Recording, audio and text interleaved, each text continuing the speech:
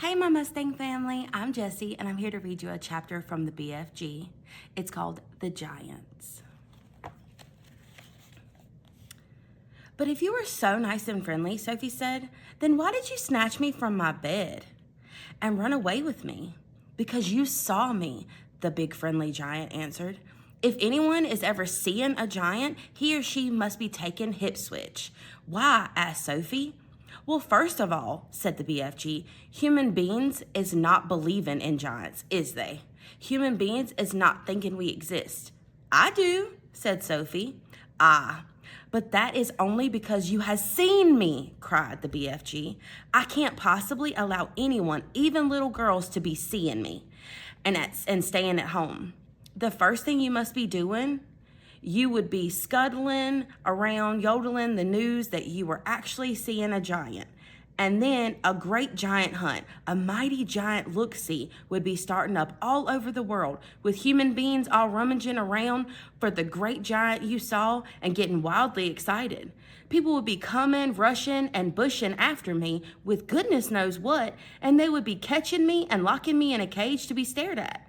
They would be putting me into a zoo or them bunking houses with all those squiggly hippodumplings and crocodile-dillies.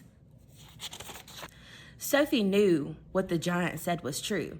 If any person reported actually seeing a giant haunting the streets of a town at night, there would most certainly be a terrific hullabaloo across the world.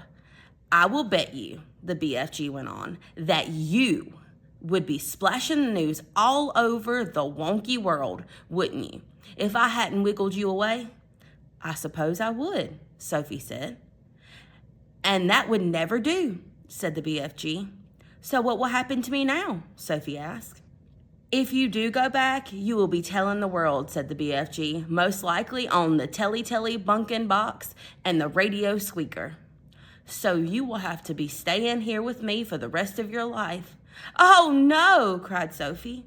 Oh, yes, cried the BFG, but I'm warning you not ever to go whiffing about out of this cage without I is with you, or you will be coming to an ucky-mucky end. I is showing you now who is going to eat you up if they is ever catching even one tiny little glimpse of you. The big friendly giant picked Sophie off the table and carried her to the cage entrance.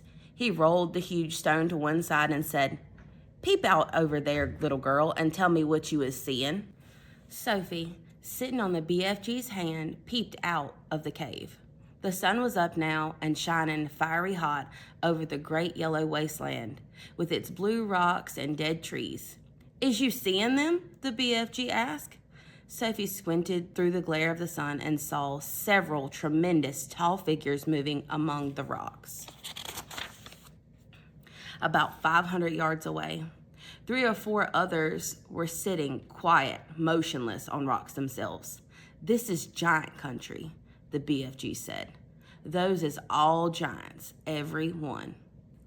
It was a brain-boggling sight. The giants were all naked except for a sort of short skirt around their waists, and their skins were burnt brown by the sun. But it was the sheer size of each one that boggled Sophie's brain most of all. They were simply colossal, far taller and wider than the big friendly giant upon whose hand she was now sitting. And oh, how ugly they were! Many of them had large bellies. All of them had long arms and big feet.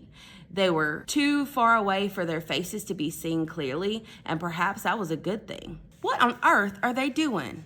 Asked Sophie. Nothing, said the BFG. They're just moochling and futchling around and waiting for the night to come.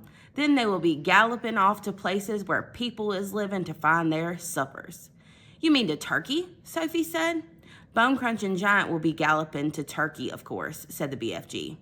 But the others will be whiffling off to all sorts of flung-away places like Wellington for the booty flavor and Panama for the hatty taste. Every giant is having his own favorite hunting ground.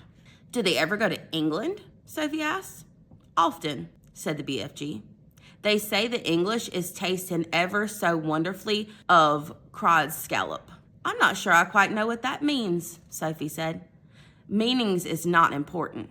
said the BFG. I cannot be right all the time. Quite often, I is left instead of right.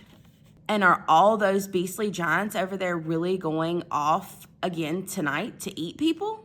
Sophie asked. All of them is guzzling human beings every night, the BFG answered. All of them excepting me. That is why you will be coming to an ucky-mucky end if any of them should ever be getting his googlers upon you.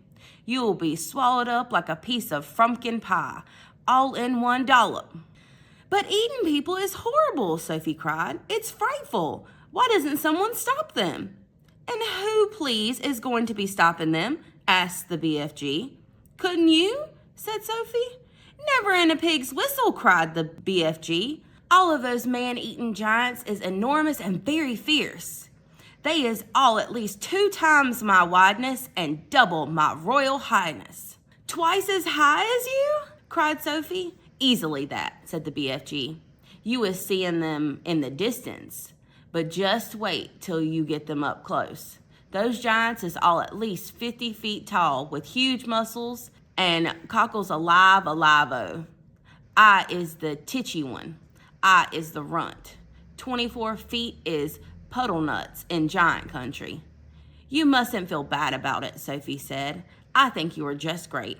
Why, even your toes must be as big as sausages. Bigger, says the BFG, looking pleased. They is as big as bumplehammers. How many giants are out there? Sophie asked. 9 altogether, answered the BFG. That means, said Sophie, that somewhere in the world every single night 9 rich people get carried away and eaten alive. More, said the BFG. It is all dependent, you see, on how big the human being is. Japanese beings is very small, so a giant will need to gobble up about 6 Japanese before he is feeling full up. Others, like the Norway people and the Yankee Doodles, is ever so much bigger, and usually 2 or 3 of those make a good tuck-in. But do these disgusting giants go to every single country in the world? Sophie asked. All countries except in Greece is getting visited sometime or another, the BFG answered. The country which a giant visits is dependent on how he is feeling.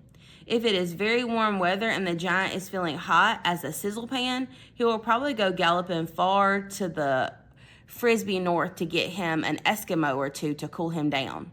A nice fat Eskimo to a giant is like a lovely ice cream lolly to you. I'll take your word for it, Sophie said.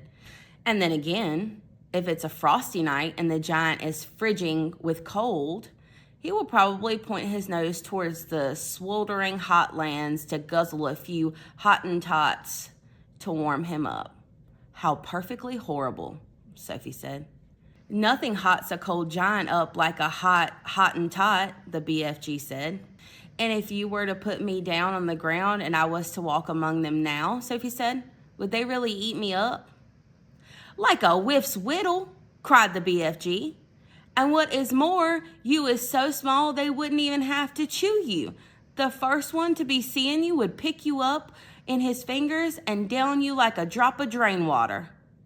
Let's go back inside, Sophie said. I hate even watching them.